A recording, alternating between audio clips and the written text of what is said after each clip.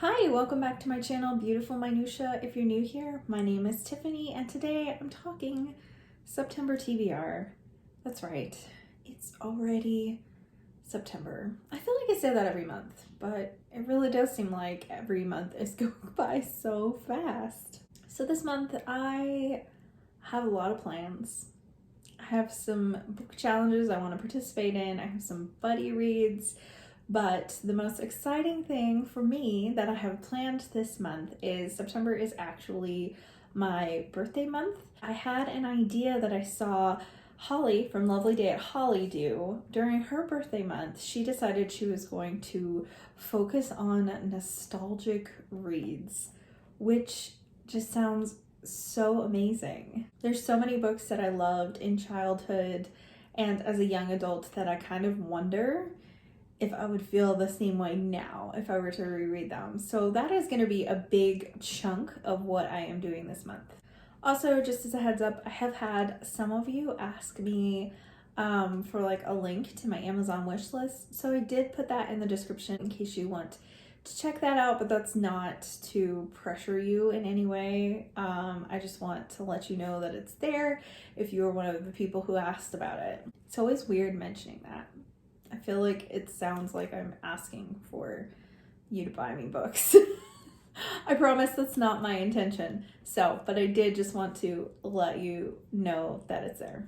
So in addition to my nostalgic reading month, which one of my subscribers, Kelly, suggested that I call like Blast from the Past, which is super fun. So I'm going to call it that. So in addition to my Blast from the Past reading, I'm also participating into the Fall into Reading Challenge. That's hosted by quite a few lovely ladies, including Tia, Kelly, Rainey, and I think there's a few other people, but those are the people that are coming to my mind right this moment. That actually takes place over September, October, and November. And they have a bingo board and everything, so I will be spreading my prompts out over the next couple of months. So if anything I read this month falls into that, great. And if it doesn't, then I'm not too concerned about it. I still have a few months to work on it. Also, Kaylee over at Luminous Libro is doing a challenge because September is 30 days long. She's doing the 30 books in 30 days challenge. So essentially you're reading a book a day.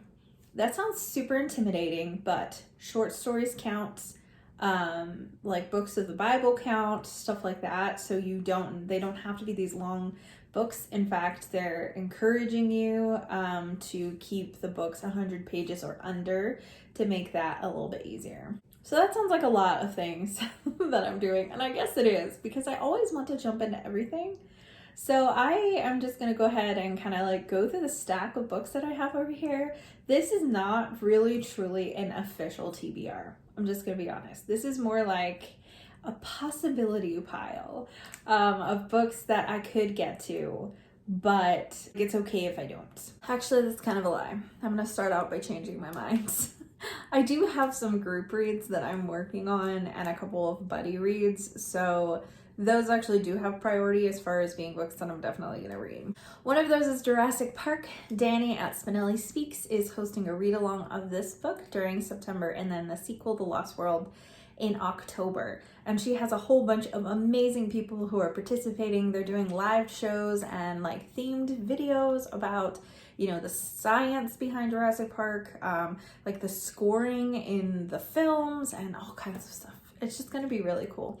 And I've wanted to read Jurassic Park for a really long time, so I was super excited to jump on that one. I will also be concluding my read along of Les Mis. If you've been around here for more than just a video or two, you know that I have been working my way through this chunker since mid-July. I'm scheduled to finish it towards the beginning of September. So that is a carryover, and I am excited to finally find my way at the end of this book.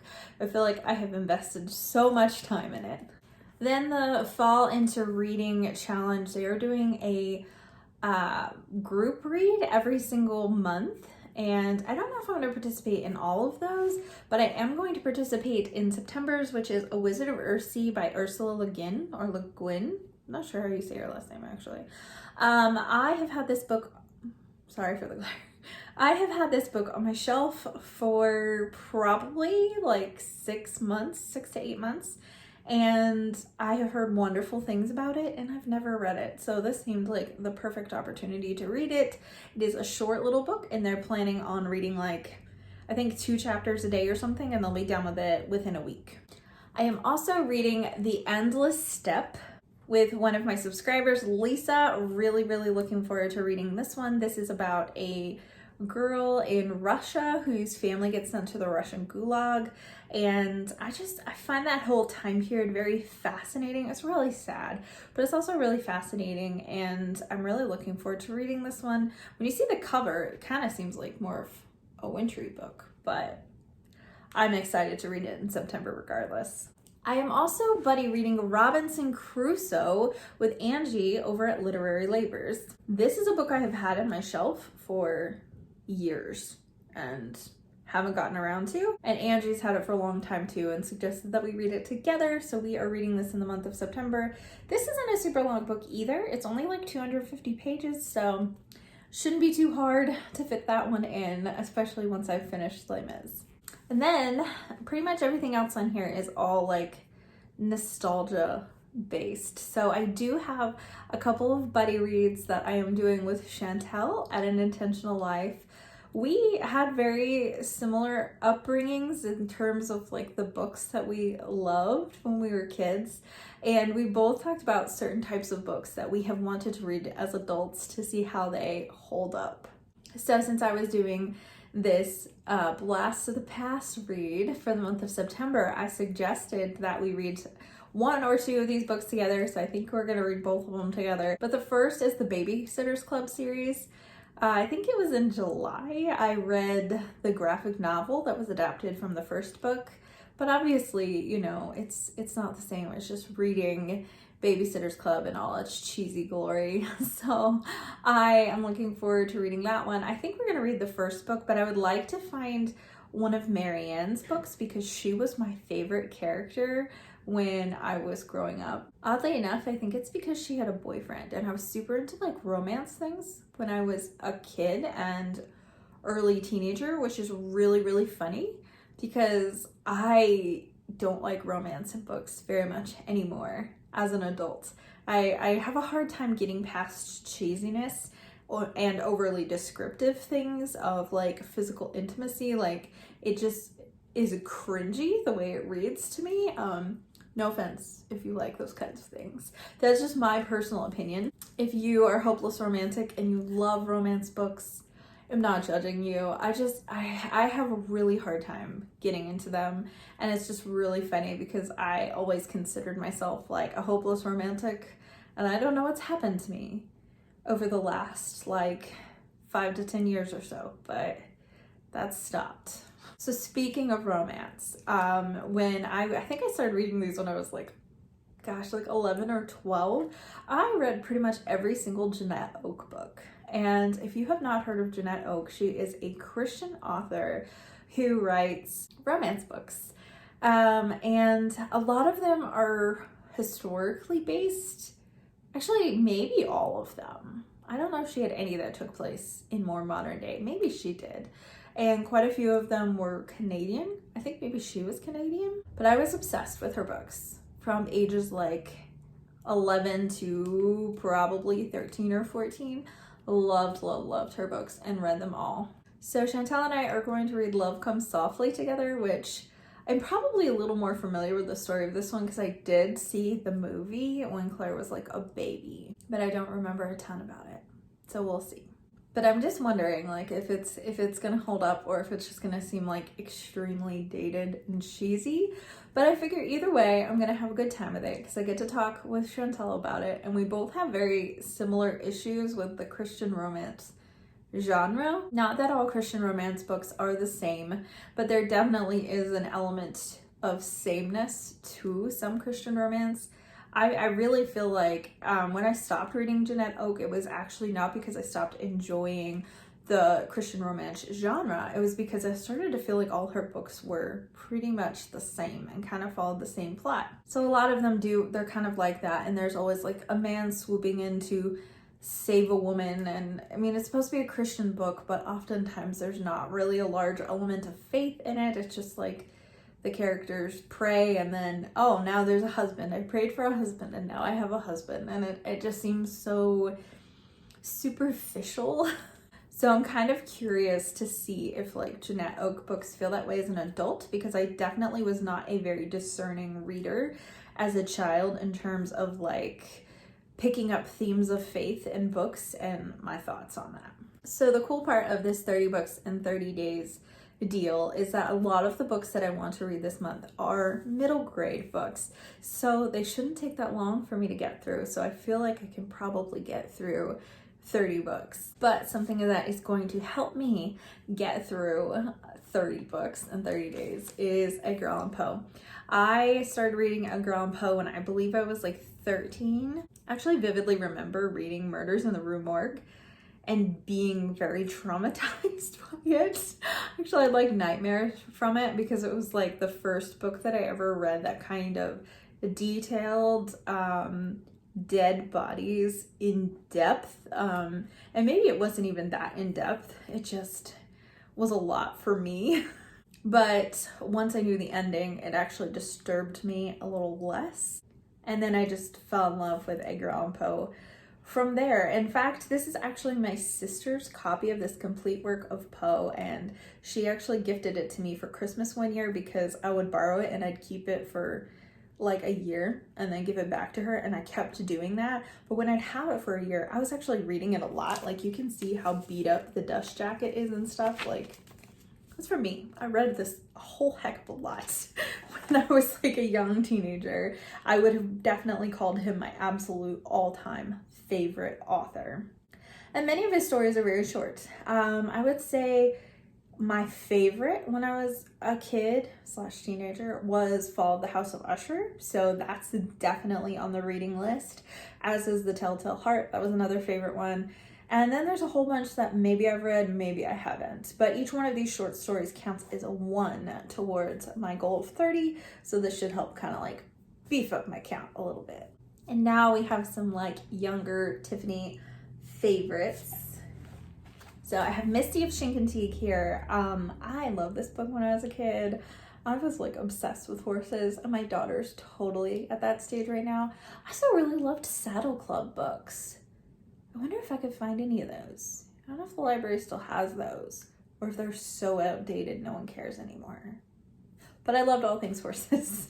And this is one that I'm pretty sure really does hold up, and I'm looking forward to reading this one again. Another series I was obsessed with was Nancy Drew, and I have not read any of these since I was probably like 10. So Claire has read a couple of them, I think. So I would be interested to see how dated these feel, because I've read some Nancy Drew aloud to Claire, but it was like, I forget what it's called. I think it was Nancy Drew and the Clue Crew, which, by the way, are not very well written. It was just an introduction into the mystery genre for me to read to Claire, but I did not enjoy reading those books out loud. So hopefully these are better written than Nancy Drew and the Clue Crew, but I'm gonna give it a try. I remember my favorite one being like the Spider Sapphire one, which we don't own. So if I can find that at the library, maybe I'll read that one. This is like book number 2. We don't own book number 1 for some reason. So this is probably the one I'll go with, although Claire has told me her favorite is The Moss-Covered Mansion. So maybe I'll read that one. Maybe I'll read more than one. I don't know, we'll see. They're pretty short, and like the print in these are pretty big. So I'm sure I could get through a couple if I wanted to, but if I read one and I just hate it, I probably won't continue. Another favorite was the Ramona books. I loved Ramona. Ramona Forever was my favorite of the series, which I have around here somewhere. But maybe Claire's been reading it because it was not in the spot it was supposed to be in. So I would like to read at least one Ramona book. I also loved Winnie the Pooh. I don't think I read these until I was a little older though. I think I was like 12 maybe when I read these. And I like absolutely fell in love with Eeyore. Like, he's funny in the movies, but he's hysterical in the books. He is incredibly sarcastic. And so I totally went through like an Eeyore phase where I had Eeyore everything. Like when my husband and I got married, I think I probably had like over 20 Eeyore stuffed animals, the Eeyore t-shirts, Eeyore everything. And I've since kind of like gotten rid of a lot of them because I just don't feel like putting up a shelf of Eeyore stuffed animals in my bedroom. I think I feel too grown up for that. And I don't know whether or not that's a good thing. Maybe I should have stayed childish and been more fun. I don't know. But anyways, I love Winnie the Pooh. I think it's so whimsical and sweet and funny. So looking forward to hopefully rereading this. It hasn't been that long since I've reread this one because I did reread this and The House at Pooh Corner out loud to Claire in kindergarten. I mean, that was like 4 years ago, but it wasn't like the last time I read this, I was a child.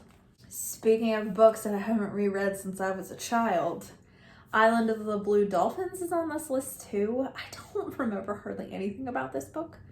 I remember loving it. I remember it's about, I think, a Native American girl on like an island and she ends up by herself. I don't know how. And I think it's like a survival story. But I could be really off on all that. I'm really not sure. But I just remember loving it, and I have it on my shelf because I picked it up at a thrift store thinking maybe Claire would like it someday. So yeah, this had to go on the list. I also loved E.B. White as a kid. My two favorites were Charlotte's Web and Trumpet of the Swan. I have read both of these aloud to Claire in the past,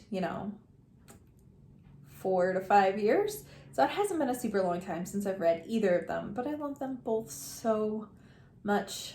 Especially Charlotte's Web. As an adult, I think I liked Charlotte's Web just a little bit better. But The Trumpet of the Swan does not get enough love. It's amazing. So these are both going on the list too.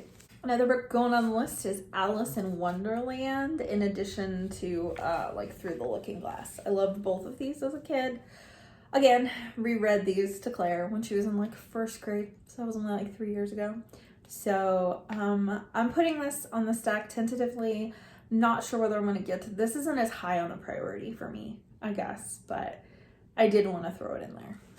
I also have Shiloh. I actually can't remember if I read this book or just watched the movie. I feel like I read the book too, but I can't remember for sure.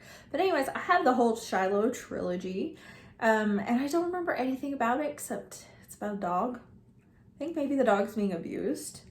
And this little boy tries to rescue it or something. I could be making that up. Maybe that's another one. I don't know. I watched and read a lot of animal stuff when I was a kid because I just love animals then and now. So I figured I'd throw this on there. Another good short one. Another author I loved, but as a teenager, was Ted Dekker. I've read some of his books in more recent years and have not been a fan of them, and I can't tell if it's because his writing style has changed over time, so I just don't really love his writing style as much, or if my tastes have changed. I'm not really sure which one it is. So I've been wanting to reread some of his books for a while because the last time I reread any of his older books that came out when I was a kid or a teenager was in my early 20s. My favorite Ted Dekker book was 3. This is a Christian thriller / suspense, and I remember the twist just blowing my mind when I was a kid. I think I was probably 13 or 14 when I read this book, but I was just totally obsessed with all things Ted Dekker up until I was probably 20, early 20s. I don't know. But I've actually kind of hated the last couple books I've read by him. But to be fair, they all are newer books that have come out within the last 5 years or so. So maybe that's why. Maybe it's just his style has changed. I do feel theologically he's changed. That the way that he writes about God and theology is definitely different and not necessarily in a good way, which that sounds mean, but it's just not really my cup of tea anymore. So I don't know, maybe he always kind of wrote like that, but there was a gap of time where I wasn't really reading his books. So I want to read 3 and see what I think. When was this published? It was published in 2003, so I was 15 when this one came out. So I guess I was wrong. I guess I must have read it at 15. All right, now we're gonna dive into some classics because Poe isn't enough. My favorite classic book when I was a teenager was probably My favorite classic books when I was a teenager were probably The Count of Monte Cristo, East of Eden, and Great Expectations. And a lot of the books that I loved were monster books, like close to 1,000 pages, or Count of Monte Cristo, I believe, is over 1,000 pages.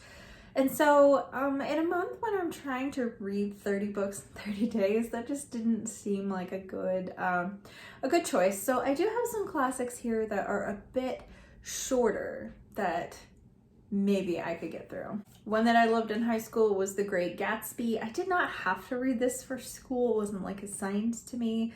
I think I've mentioned this in another video that I read so many classics that I just kind of kept a running list of what I read. And that was pretty much it because it was homeschooled. But my friend read this in high school, my best friend, and she loved it. So I read it too and really loved it. I haven't read it again in probably like 10 years. Maybe it hasn't been that long. Maybe it's been less than 10 years. But it's been a while, and it's not a very long book. It's less than 200 pages, so I could probably manage it. I mentioned that I really loved East of Eden, but there's no way I'm picking up that chunker. Even like Grapes of Wrath, which I also loved, is really long. So if I pick up a Steinbeck this month, it's going to be of Mice and Men, which I did enjoy as well. It was my favorite one, but I enjoyed it as well. This one is much shorter, so it's a lot more doable. This isn't really high up on my list. I just wanted some Steinbeck representation because I loved Steinbeck when I was a teenager. Great Expectations isn't quite as long. It's under 500 pages. I think it's like 450 pages. So it's not like unmanageable. And I have been wanting to reread it for a really long time. So I am throwing it on the list, but I feel like there's a really good chance I won't get to this one. So we'll just have to wait and see. The last one I have on here is like one that I have really, really special memories of. And that's Silas Marner by George Eliot. As you know, I really, really love classics and have been reading classics since I was very young. And my dad read Silas Marner aloud to me when I was, I think, 11. And so I really credit my dad with my love of classics because he introduced it to me at such a young age. He introduced Dickens to me at a very young age also, and has always been really well read in classic literature. And so we've always had great discussions.